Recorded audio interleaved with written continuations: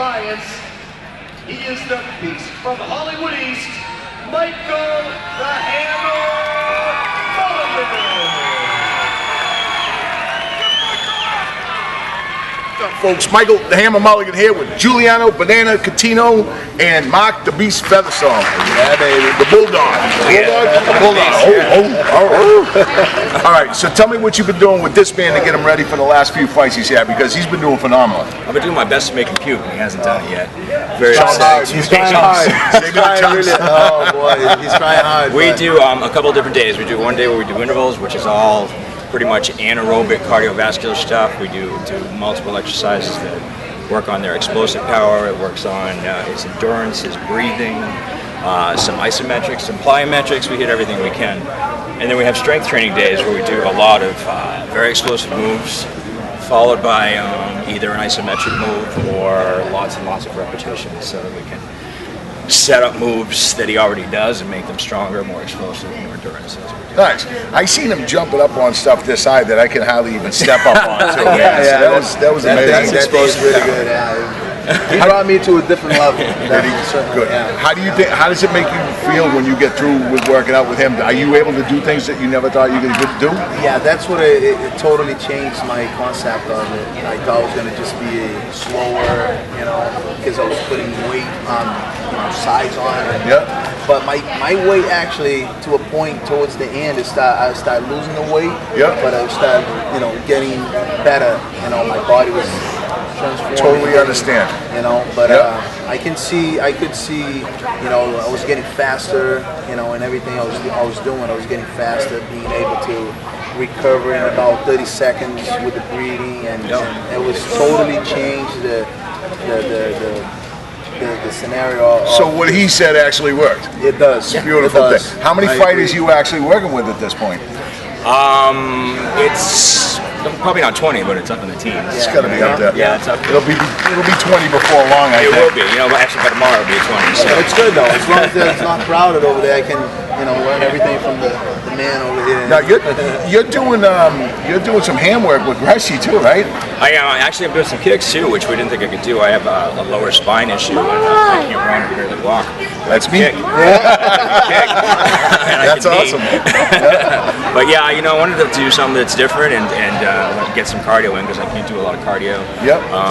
And obviously I want to work with the best, so I was like, you know what, teach me some striking, and he did, and it's fun and it's stress relief. I think of it as my mental therapy as well as physical. And you need a lot of that. I read some of your posts too.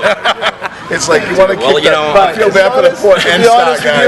He's doing that just to kind of create more evil. It's true. I do. You know what I mean? That's what he's trying to do. I think he's doing it to back up half the stuff that he does, because he can stir the pot just like the rest of them. That's very true. Very true. That's awesome. Well, guys, thank you very much. Congratulations on your Congratulations on your success with your business. It really took off there with all these fighters. And you were part of that. You in the future too. So thank you. Hey folks, thanks for coming to a Fireside with Banana and the Bulldog. Peace.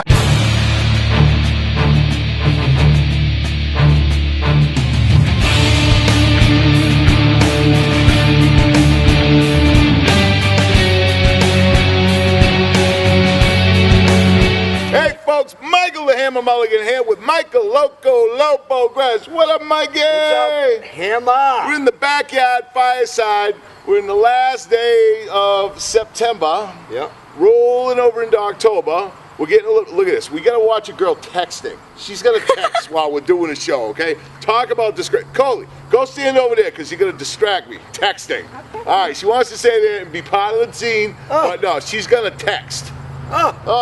You know what it is? It's these darn freaking volleyball kids. It's a volleyball It's the volleyball. That's what it is. Undefeated, are they? Undefeated. Nice. Good team. 11-0. Do you text while you're playing? Yeah. That's what I thought, kids these days, Mike. What do you do?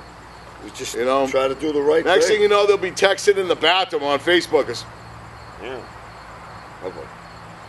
Okay. All right. So what's happening out there in the world of MMA? First, let's talk about CageFX. What happened? You start. Well, we had a fantastic night. We won, what was it, 3 for 4. Yep. Banana won a giant fight against Josh Heavy Hendricks. That was a big man. He was a strong-looking, bearded critter. His beard was almost better than mine. Yeah, nice guy. Yeah, Just wasn't nice his guy. night. Banana made pretty short work of him. And he was like in the UFC. He fought like a who's who of talent. So Yeah, he's had like 30 fights around the country, and he's UFC veteran. So it was a good test for Banana. Well, what does that do for his career? What is a fight like Hendricks? What does that do for Banana now? Does that up his credit in the UFC world? I think so. I think it brings him to 5-1. I would consider Josh probably a gatekeeper to the UFC. Nice. In other words, if you can't get by a guy like Josh Hendricks, then you don't belong in the UFC. And that doesn't mean that he's going to be able to go just because he beat Josh. There's probably a couple other gatekeepers in a way. Sure. It'd be really nice if he got into Bellator or got into that, UFC or something right now. But you know what? It's nice to get as many tests as possible before you hit there. Yeah, I think we'd like to see a couple more fights just for, just for experience. Sure. But it was a huge win for him. You know what I mean? I think what screwed Josh up is, he couldn't deal with Banana. Banana's a good wrestler. He's not just a BJJ guy. He can wrestle. And his leg kicks were awesome, too. He did some kicks. He got a liver kick in there. Yep. Yeah. High kick to the head. High kick to the head. I was like, what? And That 265 pound. Well, he's probably, I don't know. He came into that fight, I would assume, that night at probably 272. So the weight limit is 265. 265. But people shred down and then they rehydrate and they get back up to a heavier weight. They want to be the biggest guy in the ring, I think Giuliano probably came back the Saturday night at 270, 272. And I'm willing to bet the other gentleman did too. Yeah, he was a big guy. He was a big guy. And it was a good win. It was a good win. It was a beautiful fight. Shane had a good win. Your son had a nice win. He KO'd a kid with a beautiful spearing knee right to the midsection. It was nasty. He got him with a few. I mean, that was a quick fight. The kid was game. He came down there to fight. He, of course, sure. He didn't. He didn't have the experience that Shane had. Yeah. I think that he'll be a great. He's a good athlete, and I think he'll be a good fighter once he gets a little bit more experience under his belt. I think for that kid, it was kind of a test. It was nice to see him in there. It was nice to see where Shane he get is, the win. right. But for both of them, it was a test for Shane too. We all saw the first fight he had. Yeah, I mean, I think the first fight was a much tougher fight for Shane. Extremely. And when you're trying to, not only we're testing Shane and different of our young fighters, but we're not only testing them, but you want to build the records too. We didn't want too tough an opponent. No, well, and I'll say this too. We sit here and we judge from the sideline, saying that the kid was tougher than the first one. But we also got to recognize the fact that he went in there smooth as silk. He went in there with no jitters. He went in there like it was a Sunday walk. He didn't. It was like he was so calm, cool, and collected. He did the first fight. He learned what the dump was about, the adrenaline dump. Yeah. He went in there, took it in stride, and he was ready. And his mental preparation for that fight was phenomenal. I mean, it was just like it was. I get a game plan. This is what I'm going to do. And if you watch the amateur fights, and that's what makes an amateur a pro is stuff like that. Getting him ready. He's had countless wrestling matches, countless jiu-jitsu matches at Naga. Yeah. Pancration matches, and he's also had a couple Muay Thai smokers. So I mean, that all led up to this. And that first fight, he's felt it, that adrenaline dump, and so it's time to move on. And I would assume in the spring we'll look for a tougher opponent. You know what I mean? There we have it. We're thinking probably 3 fights over the summer, probably April, June, July. We're probably going to do all the fights at Cage Titans this time, just to stay on an agenda. We're going to kind of get his schedule set so that he can still do some studying. He's in school now. Yeah, Mike puts a good show on, and we just want to make sure that we have control over it. And so that's going to be a good one. We'll start to spread out after that, go to different states, different venues and stuff. But for right now, keep it in the hall. And remember, we had the comeback of heavy metal. Oh, my God. Christian heavy metal Moorcraft. It was an amazing thing to see. Randy Smith was going to fight Tyler. What are they calling him now? What's his new nickname? Tyler King. He's got a new nickname, though. Tyler Scared Puppy King. That's what it was. Named by Josh Diekman. Josh Diekman really wants to fight this guy, and he don't want to. So he calls him Tyler Scared Puppy King. So that was cute. I'm staying out of that one. No, I am too. I'm just, kind of passing the message on. Well, you just say what's going on in the MMA world. That's what's going on in the MMA world. That's what's happening. You know what I mean? Here comes the distractor again. I like Tyler and I like Josh. I think, you know what I mean? They're both good guys. They're both good guys. I think that Josh would win that fight. But whatever. So anyways, Heavy Metal went in to fight Randy because Tyler was hurt again and couldn't fight. So that was cute. You are a distractor. Go away. He made short work of Randy. Listen, Randy's game. Randy said that he wasn't going to fight anymore to me, but then on the heels of that, he said to Gary right afterwards, "Can you get me another fight?" So it's a very emotional thing when you lose a fight. It's like a roller coaster that happens. I think he really hurt his arm on that, Christian. He really did. And Christian was a gentleman about it too, and he was trying to be easy, and then Randy was just, holding on to it, but he rolled him over, and so Christian went belly down with the arm. So when you're doing that, you can arch so much better than when you're up top. What it comes down to is we're holy smokes, folks. Holy smokes, folks. We're getting smoked out here. Fireside. But we're reinventing Christian. He's reinventing himself, and we're turning him into a more pure grappler, ground and pounder. That's how he almost beat Struve at the first UFC. He had him beat in the first round, and you got to give Struve credit. But he did it with Barry too. He had Barry down too. The kid's a phenomenal athlete, and Giuliano Bananas is working his jiu-jitsu. He's working his stand-up with me to get to the takedown, to get Hey, he took Randy down real quick, man. Yeah. And Randy actually said to me afterwards, Randy says, he fooled me. I thought that we were going to stand up and go for a while. I said, no, this isn't Christian Moorcraft. This is Christian Heavy Metal Moorcraft. This is a different guy. And we're planning on getting him back into the UFC, and I think Banana's going to see in the UFC too. So well, now riddle me this, there, Loco. All right, I mean. Yeah. The thing you talk about, you want to see Banana get a couple more fights in. I think that we basically don't want to see Banana go through what Christian went through, because Christian burned through everybody here really fast. He burned through all the local guys. 6-1, 7-1. Right, so he was like a shot right off to the UFC. And they need that experience. And you need more fights. They need more experience. It was he wasn't. I won't say he wasn't physically ready. I will say that he wasn't. He was definitely physically ready. Sure. His training could have been different in a couple of areas. He stayed here, got more experience, and then he would have done a lot better when he got up there. And but his mental preparation was a lot different too. You know, he was going in not humble, king of the world, and I think he got a little humility, and I think it's going to help him a long way. He's changed. He's really grown. He's a little young kid. He's been around. He went up to the bomb squad. He came back down with us. I think he's just much happier down here with us. And like I said, we got a top-notch jiu-jitsu program for him. He gets to train at Siatong with us. Pad works with myself and Johnny Johnson, Mark Delagrati. So he's getting his Muay Thai connection there, and the jiu-jitsu, and he's getting some good wrestling too with Giuliano too. So like I said, eventually you'll see those two guys hopefully in the UFC again. Nice. Now, all right, so we got that. We want to talk about Travis too, because Travis fought. Travis did phenomenal. He Travis did a great Lurch, and it was like, trained with us all last winter. Went up to Connecticut. He has a son in Connecticut, and he's getting back to his roots here. So he's been training with Thornton's Mixed Martial Arts, which is an affiliate of Siatong. Right, he's still in the Sit family. So he's still with us. He called me and asked me if we could get him a fight, and we came up with Jerry Spiegel because Jerry wanted to fight him, and.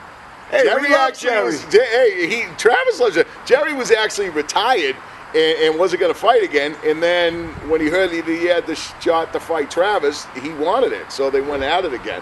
And it was a great fight. It really was a good fight. But, it was phenomenal. But Travis picked him apart. Travis's Muay Thai got phenomenal. It really has grown. Yeah. I watched him when he was down here at CCFA. I watched him train, and it really grew. He did great, so good for him. Hey, he's a scrappy kid, man. He's a scrappy kid. Yeah, isn't he off to do Muay Thai now? Yeah, he just lost. I think he lost the Muay Thai smoke. Not even a smoker, right? Yeah. No, it was a Muay Thai professional event. Right. Saturday night, I think he fought a guy 26 pounds bigger than him. Really? And I believe he got TKO'd. I'm not sure. the details that's on too that, bad. but you know, don't fight that's baby. okay. So Joe Cronin, talk about Joe Cronin a little bit, because he was amazing. Listen, you know what? He gained a lot of respect in that loss. The kid's tough as nails. I love the kid.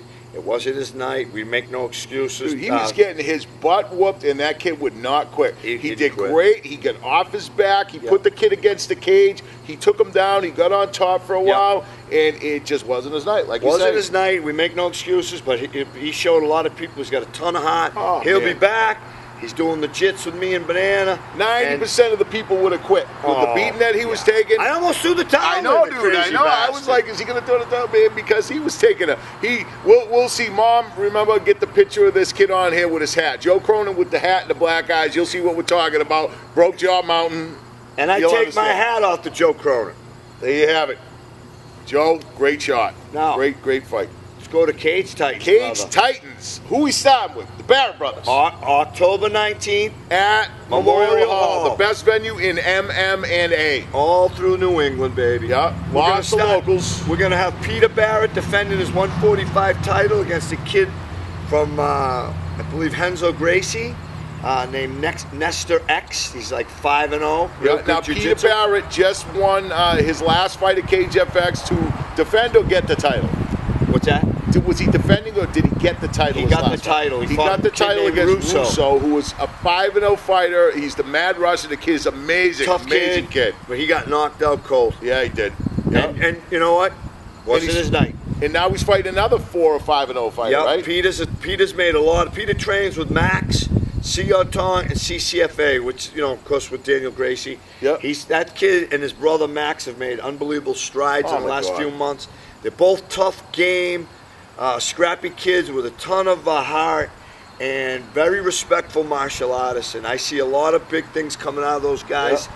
And Max is fighting a kid. I don't know the kid's name. He's a real scrappy kid. Was he on it? Elias. I can't remember his name. I apologize, but sorry, Max, dude. Don't worry. We'll get your name while we're there. Yeah, Max smashed his kid up. That kid was from Florence. He made real. That kid was tough too, but Max beat him up. Yeah, he did. Max beat him up. Max's was what, 20, 30 seconds or something? These two dudes are going to make a Peter Barrett's already had numerous fight of the nights. Yeah. And couple knockouts. Hands of stone. They're exciting, and it's like, you know, you could exactly. Some people would say, geez, you know, he won too fast. It wasn't a good match. He's wearing the belt. He fought the guy for the belt, beat him in minutes. He's, you know, fighting another 5-0 guy. It's not like he's taking easy fights. He's taking the hardest fights out there. He's taking the best guys out there and fighting and winning. Peter is a tough kid. Knockout power in each hand. He's getting better every week. His brother Max, same thing. Big things from these kids. You also have Fun Size. Fun Size, Eric Clooney. My girl, Eric Clooney. Fighting. Under the tutelage of the Mad Professor, Bill Mahoney. I just keep thinking of a little Snickers every time we talk about that. She's awesome, man. And she's a protege of the Mad Scientist, the Mad Professor. The Mad Professor. Bill Mahoney. So she's very well equipped. I expected to see him with a couple beakers mixing something up, because he is, man. He's one of the better coaches in the Northeast. Time and time, he's been in the game many years. Much respect to Bill. Erin is very, very, very dangerous on the ground. And her life is the sport, too, because she teaches kids. She's in it. She does fitness classes for other people. She really wrapped herself right around the sport. She's hardcore, man. She's hardcore, and I don't know her opponent's name, but if this fight goes to the ground, it's a wrap, man. And speaking of girls in New England, we got Peggy Morgan up there on the UFC Tough Show right now with Ronda Rousey and Miesha Tate. Yeah, Miesha Tate and that girl Roxanne Modafferi. I don't know if I say her last name. I thought it was Manfredi. No, Modafferi. All right. So anyways, who are we talking Peggy about? We did that. We got the Peruvian Prince. The Peruvian Prince is a new and improved, you said? Yeah, it's new and improved. 4-7 is record. Don't go by the records. He's a very tough kid. Muay Thai specialist, brown belt, and then Brazilian Jiu-Jitsu under Banana. Good wrestling. All around good fighter. Always fought out of his weight class. Fought the toughest guys in the Northeast. So what Check improved? it out. So the improvement is just his conditioning. We've been really working his conditioning and going down to his real weight class. So what's he fighting at? What weight? 135. And he's fighting a very tough Joe Cushman. Joe Cushman's a veteran from Joe Lazon's school. Sure. So anybody from Joe Lazon's school, you know, is going to come prepared. Joe's a very tough guy. But I think Fernando's going to beat him. Nice. Well, it's a good test for him. That's Very good Joe's test. a great guy. We'll be able to see what he can do now. Yes. Nice. So who else is on that card that we know? We talked about the Barrett brothers. We talked about Fernando. We talked about Fun Size. Who else? What about that kid Sparrow? Oh, we got Brian Sparrow's going to be fighting too. What a great kid. Out of some school on the Cape. I don't even remember the name. But Brian is just a great athlete.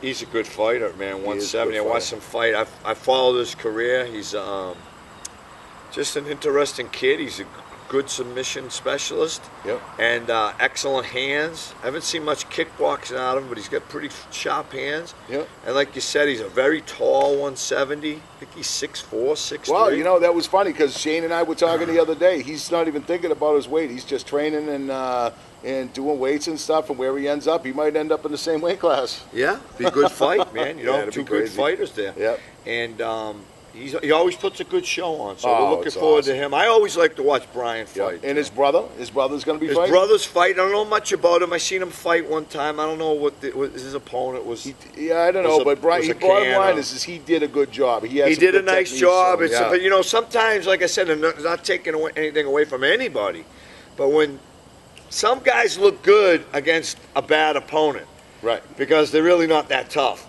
Right. I don't know what his opponent was. I think the best guys look bad against a good opponent because their skills don't match. Yeah. I know Brian. I know him a little better, and I know he's fought some tough guys and made them look pretty bad. So, yeah. You know what I mean? I think he can make some – he'll be a good fighter in the 170 division. Nice. Beautiful. So what else we got now? I know we're going to be past it by the time this airs, but we got Johnny Johnson is fighting at CES. He just lost his granddad. Good luck, Johnny. I know this will be on after, but good luck to you. He's one of Mike's coaches, or Mike trains with him and teaches with him up at Sit Yard Tong. He trains Shaney sometimes as well. Shaney goes up and does lessons with Johnny up there too. Just a great guy. He's an old man like us. He sure is. People call him my brother, but I'm the better looking brother, just for the record, in case anybody's wondering. You just wonder which one is which. I'm the good looking one. You really believe this? Why wouldn't you? Come on. Yeah, that's going to be a good fight, though. We're All right, ready man. for that Friday night. What else we got? We got Robbie LaRue fighting on the main event. Robbie LaRue. Robbie LaRue, 125. It's going to be a really good fighter. I don't know. I think he's fighting out of Clinch MMA. Clinch. And excellent wrestler, game kid. He's fighting a kid from, I think, Darren Nima from Teen Quest from New York, who's supposed to be a Don't pretty say tough FEMA. kid. It's not FEMA. Not FEMA. You don't want to say FEMA. But I want to say People are mad at Darren Mima or something like that. I apologize if I got the name wrong, Isn't but that like, I know you he's your grandma or something. Mima. yeah. He's from Teen Quest from New York. Okay. Supposed to be a tough kid. This is for the 125 title. Nice. I think Pulvier will straighten that out when he gets here, exactly the names and everything. Yeah, but we'll talk to Mikey. Mikey will know the other Mikey, not this Mikey, not that this Mikey, but the next Mikey. Yeah. And then we got coming up. We got Chip fighting in Bellator. Oh, that's gonna be awesome. Now, where are we going for that? That's in Atlantic City at Revel Casinos. What's the date? I want to say November 15th. Beautiful. I want to say the 15th, Atlantic City, Chip fighting Sam Orpeza. Sam just beat Brett O'Terry. So if we can get a win out of this, it'll kind of be a little more, a little thing. Chip.